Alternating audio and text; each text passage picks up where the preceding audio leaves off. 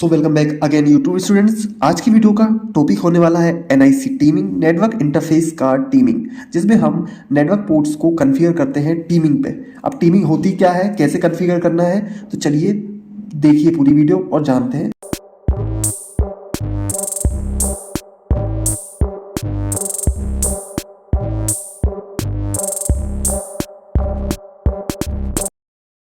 बात करेंगे network teeming की। Understanding network teeming in Linux में नेटवर्क टीमिंग होती क्या है और नेटवर्क पे टीम कैसे कॉन्फ़िगरेशन करते हैं तो जानते हैं। तो सबसे पहले बात करते हैं टीमिंग की। Network teeming in a simple term is a method of combining multiple network connections for work together. यानी एक साथ मल्टीपल नेटवर्क को काम करने के लिए जो स्टेप्स होते हैं उनको कन्फिगर करना ही टीमिंग कहलाता है। ठीक है, अब जैसे मान लीजिए मेरे पास दो पोर्ट्स हैं, उनको आपस में मैंने एक पोर्ट बना दिया और मैंने बोल दिया कि आपको 1 बाय 1 वर्क करना है।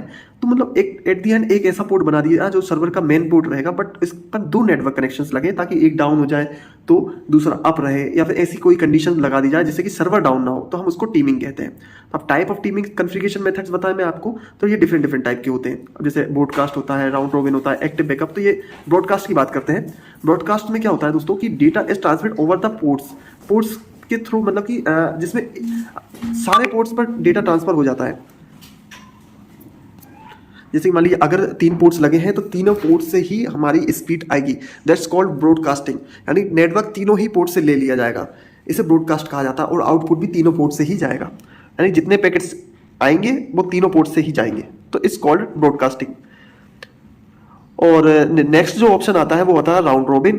देखिए ये मेथड होते हैं टीमिंग के। हम कॉन्फ़िगरेशन में मैं आपको बताऊंगा कि ब्रॉडकास्ट पैकेट्स कैसे कॉन्फ़िगर करने हैं और टीमिंग कैसे। अब जैसे कि राउंड रॉबिन की बात करना है, तो राउंड रॉबिन में 1 बाय 1 राउंड करती जाती हैं। मान लीजिए 2 केबल्स लगी हैं तो पहले एक का आएगा, फिर सेकंड का, मतलब इस तरीके से राउंड रॉबिन है ना। First second, first second, first second, इस तरीके से वो स्विच होती रहेंगी। पहला पैकेट इससे चले गया, दूसरा उससे चले गया, दैट्स कॉल्ड राउंड रॉबिन।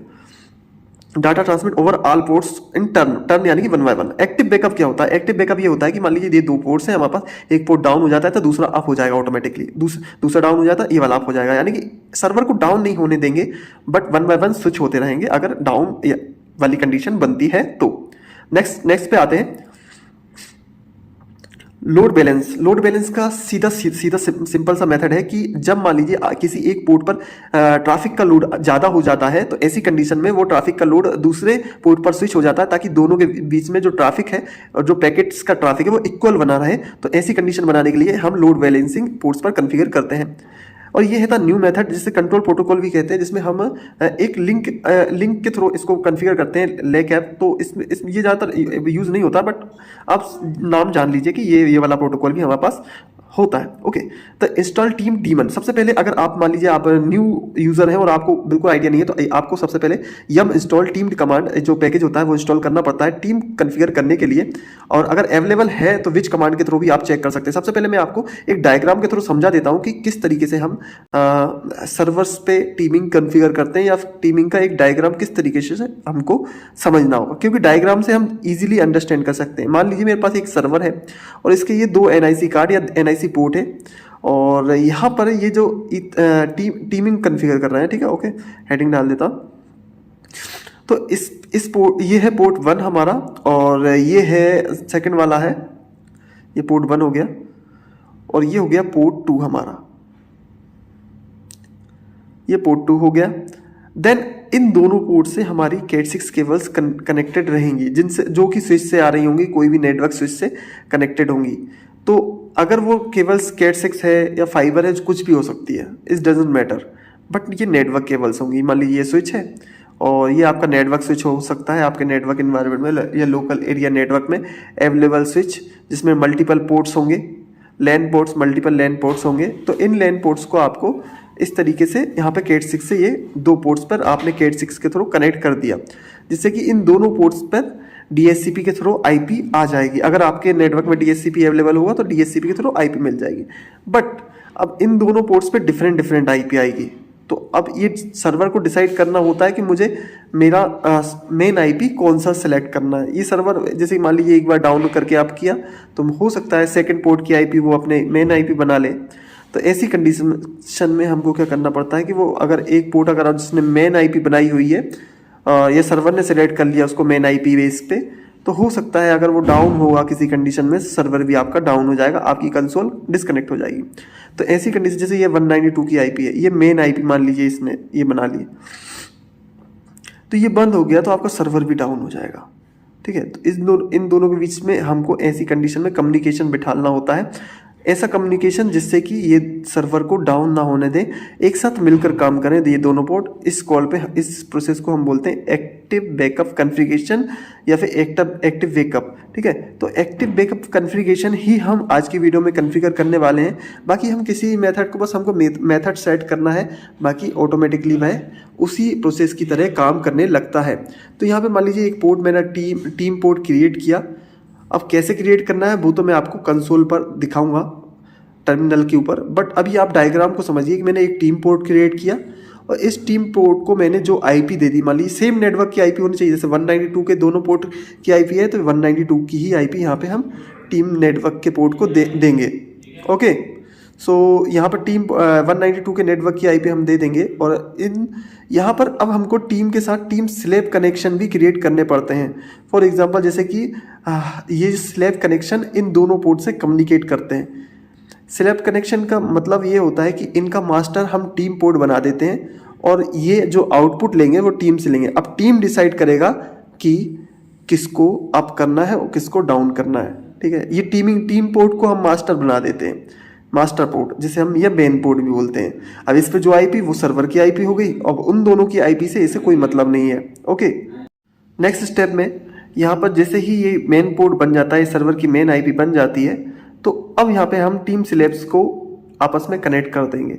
ये स्लैब पोर्ट्स, इसको स्लैब 1 नाम हम दे देंगे और इसको हम स्लैब 2 नाम दे देंगे, स्लैब 2। अब इनको आईपी से कोई मतलब नहीं है, इनको पोर्ट से मतलब है एक्चुअली। ये रीडायरेक्ट कर देगा सीधा नेटवर्क टीम पोर्ट को रीडायरेक्ट करेगा, यानी कि स्लैब 1 पे जो आएगा आउटपुट वो टीम 1 के पास जाएगा और स्लैब 2 का भी टीम 1 के पास जाएगा। तो इस तरीके से अगर मान लीजिए आपका पोर्ट 1 डाउन होता है तो स्लैब 1 भी डाउन हो जाएगा, बट पोर्ट 2 का आउटपुट टीम 1 को जाता रहेगा कंटिन्यू, और आपकी मेन आईपी जो आपने टीम 1 बनाई है, मैनेजर जो है वो हमेशा अप रहेगा, ये अप हो जाएगा। ओके, तो ये इस तरीके से वर्क करता है। ओके, तो ये हमारे ऊपर डिपेंड करता है कि हमें कौन सा स्लैब बन। अभी इनका नाम हम रैंडमली कुछ भी रख सकते हैं, जो भी हम चाहें। अब चलिए हम थोड़ा सा टर्मिनल के ऊपर आते हैं और इस डायग्राम को कॉन्फ़िगर करके अपनी वर्चुअल मशीन या आपके प्रोडक्शन सर्वर के ऊपर देखते हैं। नेक्स्ट स्टेप में ये देख लीजिए, मैंने एक वर्चुअल मशीन कॉन्फ़िगर करी हुई है और NMCLI कनेक्शन शो करके दिखाता हूँ। इसमें कुछ 3 पोर्ट्स अवेलेबल है। ओके, सो इन 3 पोर्ट्स में कैट ETC करके redhat.release दिखाऊंगा। तो यहाँ पे मैं Rocky Linux operating system use कर रहा हूँ। अगर आप विंडोज़ या CentOS या फिर उबंटू यूज़ कर रहे हैं तो वो भी सेम कमांड है, उसमें चलेंगी। IP A करेंगे आप, और यहाँ पर आप देखेंगे ये 2 पोर्ट है जिसपे 192 की आईपी है, और इन दोनों को मैं टीमिंग करने वाला हूँ। इन दोनों की टीमिंग करने के लिए मुझे एक third port team port create करना होगा। जैसे कि मैंने आपको बताया था, ये 192, ये भी 192, और सबसे पहले टीम पोर्ट क्रिएट करते हैं। तो टीम पोर्ट क्रिएट करने के लिए सबसे पहले वेरीफाई कर लेते हैं हमारे टीम के पैकेज अवेलेबल हैं या नहीं। तो विच टीम्ड करेंगे तो टीम्ड कमांड अवेलेबल है, अगर नहीं है तो यम इंस्टॉल टीम्ड कमांड के थ्रू आप इंस्टॉल कर सकते हो। एंटर प्रेस करूंगा, देन अब मुझे टीम पोर्ट करना है तो NMCLI विच करके NMCLI कमांड है। NMCLI नहीं है तो NMCLI भी इंस्टॉल कर लीजिएगा। NMCLI कनेक्शन को मैं CON शॉर्ट में लिखूंगा आने वाली ये पूरी वीडियो के अंदर, तो आप समझ लीजिए ये कनेक्शन पूरी स्पेलिंग है। कनेक्शन टाइप लिख दूंगा टीम, क्योंकि इसका टाइप टीम ही चल रहा है। कनेक्शन नेम लिख दूंगा टीम 1। ये आपके ऊपर डिपेंड करता है कि आप टीम 1 का नाम क्या देना चाहता है। इजी अंडरस्टैंड के लिए मैं टीम 1 ही इसका नाम दूंगा ताकि मुझे याद भी रहे। तो टीम 1 इफ नेम रख दूंगा मैं इसका टीम 1, तो इजीली मैं अंडरस्टैंड कर पाऊंगा कि ये मैंने टीम क्रिएट किया था, टीम पोर्ट क्रिएट किया था। एंड देन मुझे एंटर करना है। इसके बाद एक सिंटैक्स कन्फिग सिंटैक्स यूज करते हैं, और इसके बाद हमें लिखना होता है कुछ कोड जिसपे हम कॉन्फ़िगर करते हैं इस टीम पोर्ट को कि एक्टिव बैकअप पे वर्क करवाना है आपको, जो भी स्लैब कनेक्शन आप में ऐड होंगे, और या फिर आपको राउंड रोबिन, या फिर तो वो सिंटैक्स कैसे ढूंढना है उसके लिए भी मेरे पास आइडिया है। तो इसको मैं स्किप करता हूँ। सबसे पहले लिखता हूँ टीम डॉट कन्फिग, अभी मैंने कमांड चलाई नहीं है, और ग्रैब कर दूंगा एक्टिव बैकअप। एक्टिव जैसे ही मैं ग्रैब करता हूँ, यहाँ पे मुझे ये रनर नेम एक्टिव बैकअप यहाँ पे मिल जाएगा। इसको कॉपी करना है। देखिए अगर ये आपको याद नहीं आता तो मैंने बताया, बाकी आप कमांड पूरी याद भी कर सकते हैं एक्टिव बैकअप की। इस तरीके से ये सेंटेक्स मुझे यहाँ पे पेस्ट कर देना। ओके, याद नहीं रहता है तो मैनुअल पेज में से आप ग्रैब कर सकते हैं इसकी एंट्री। अब यहाँ पे मुझे थोड़ा सा कोष्टक लगाना है, इसका प्रॉपरली ब्रैकेट लगा कर इस तरीके से, और देन यहाँ पर मुझे एंटर कर देना है। एंटर जैसे ही करता हूँ, अभी देखिए एंटर, क्योंकि आगे हैश लगा था, एंटर करता हूँ, अब ये कमांड चल जाए। क्योंकि हैश लगा होता तो कमांड नहीं चलती है, याद रख लीजिएगा। आप एंटर प्रेस करोगे बट लेकिन वो कमांड आउटपुट नहीं ले जाएगी। अब ये सक्सेसफुली एडिट आ गया। अब मैं जरा एक बार NMCLI कनेक्शन शो करके दिखाता हूँ आपको। ये देखिए टीम 1 पोर्ट क्रिएटेड हो चुका है, बट इस पर कोई IP असाइन नहीं है, तो इसलिए इसका ये कलर येलो टाइप का दिख रहा है। IP A करके देखूंगा तो ये पोर्ट ऐड हो गया, मैक एड्रेस प्रॉपरली मिल गया इसको, बट इस पर स्टैटिक IP नहीं है अभी। तो अब क्या करेंगे, NMCLI कनेक्शन मॉडिफाई का मोड कमांड चलाऊंगा मैं, जो कि मॉडिफाई करने के लिए यूज़ होती है, जिसपे हम टीम पोर्ट पर स्टैटिक IP कॉन्फ़िगर करेंगे, जो कि सर्वर की मेन IP बाद में बन जाएगी। तो याद रखिएगा, अगर आप रिमोट कंसोल यूज़ कर रहे हैं तो हो सकता है आपके कनेक्शंस डिस्कनेक्ट हो जाएं, तो आप वर्चुअल कंसोल या फिर आप ID रेक के थ्रू भी कनेक्ट कर सकते हैं। ओके, तो NMCLI connection modify team 1 IPv4.address। देखिए अगर आप फिजिकल सर्वर पर कॉन्फ़िगर कर रहे हैं तो सजेस्ट करूंगा कि ID रेक का ही यूज़ करें, और बाकी अगर वर्चुअल मशीन पर प्रैक्टिस कर रहे हैं तो आप इजीली कर सकते हैं, कोई दिक्कत की बात नहीं। NMCLI connection modify team 1 IPv4 address. अब ये पोर्ट का एड्रेस, जैसे कि आप एक IP जो भी आपकी फ्री हो, नेटवर्क में अवेलेबल हो, जैसे कि मान लीजिए मेरे नेटवर्क में 110 की IP अवेलेबल है, ये सबनेट डिसाइड करना है। 24 का सबनेट सेम होना चाहिए। सबनेट गड़बड़ हुआ तो आपका हो सकता है कनेक्शन रिफ्यूज चला जाए।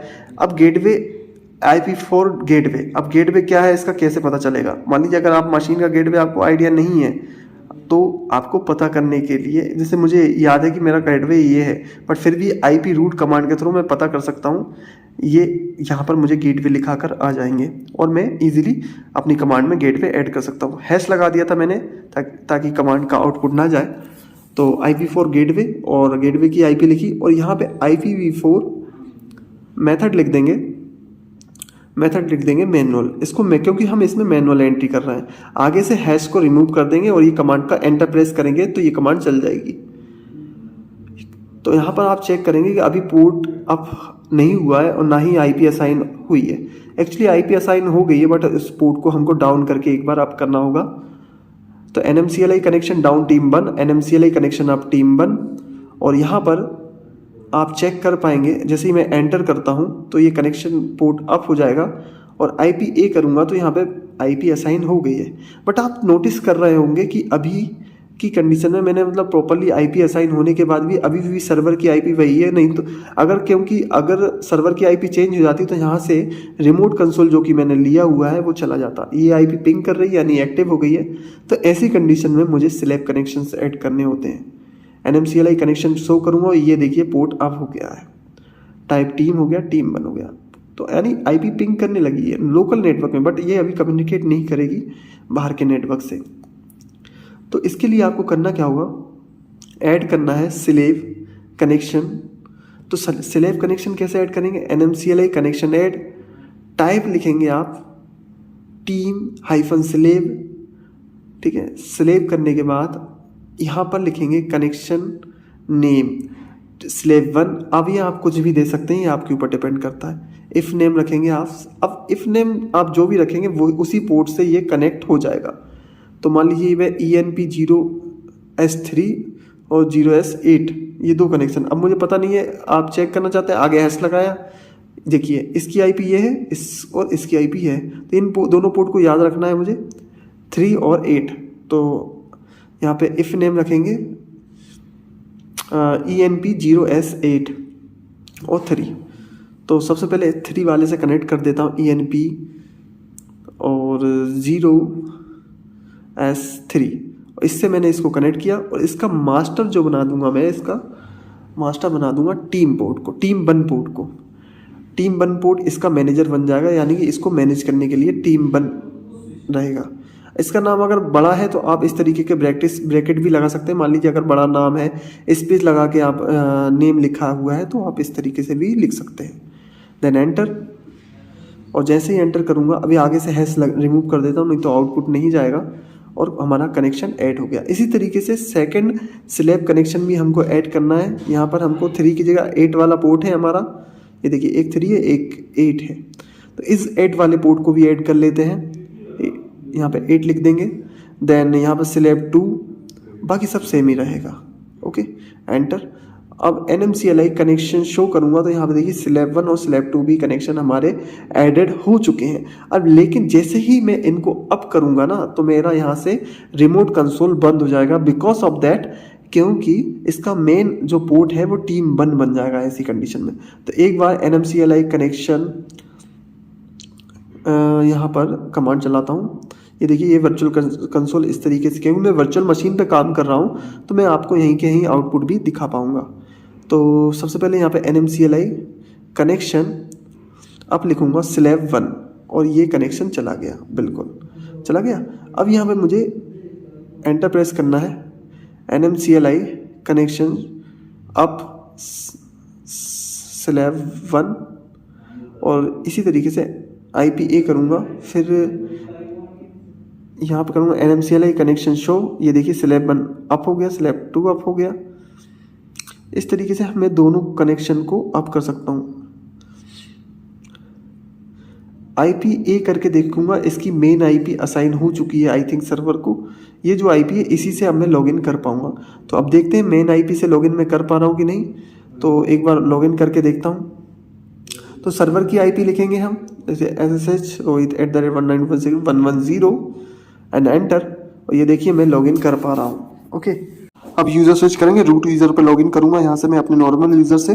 देन यहाँ पर मैं IPA करके आपको चेक करवाऊँगा कि यहाँ पे जो सभी अदर पोर्ट्स की IP गायब हो गई है, ये देखिए। और यहाँ पर हमारा जो टीम पोर्ट है बस ओनली उसकी IP हमें शो कर रही है, और एक जो मेरा एडिशनल 10 की VLAN का जो पोर्ट है वो भी यहाँ पर शो कर रहा है। तो 10 का नेटवर्क का शो कर रहा है, तो वो मैंने अलग से बनाया। तो देखिए अब ये क्या हुआ है, ये मैनेजर बन गया है, मास्टर पोर्ट बन गया है, मेन पोर्ट बन गया है, जो कि सर्वर की अब मेन IP है। अब इसी से ही सारा सर्वर एक्सेस हम कर पाएंगे। तो इस तरीके से दोस्तों, अगर हम मान लीजिए यहाँ पर ऐसी कोई कंडीशन बनाते हैं जिससे कि ये डाउन हो जाए कोई भी एक कनेक्शन इन दोनों में से, तो सेकंड कनेक्शन हमारे मास्टर पोर्ट को ऑटोमेटिकली कुछ देर में अप कर देता है। तो मतलब डाउन टाइम नहीं जाता है ऐसी कंडीशंस में। तो इस ऐसी कंडीशन पे स्लैब कनेक्शन हमारे वर्क करते हैं। तो NMCLI कनेक्शन देखिए, अब अगर आप चाहो तो स्लैब कनेक्शन को अब ना भी करोगे तो भी कोई इशू नहीं है, बट एक बार हम मेन IP बनाने के लिए स्लैब कनेक्शन अप करते हैं। तो नाउ वर्किंग है ना। तो अब जैसे ही एक पोर्ट डाउन होगा, आपका सेकंड पोर्ट ऑटोमेटिकली अप हो जाएगा और टीम पोर्ट डाउन नहीं होगा। सो इसको टेस्ट करने के लिए हम क्या कर सकते हैं, अगर आप टेस्ट करना चाहो तो एक कोई कनेक्शन डाउन कर सकते हैं। NMCLI कनेक्शन शो, और यहाँ पे देखिए कोई एक कनेक्शन इसको डाउन कर दीजिएगा।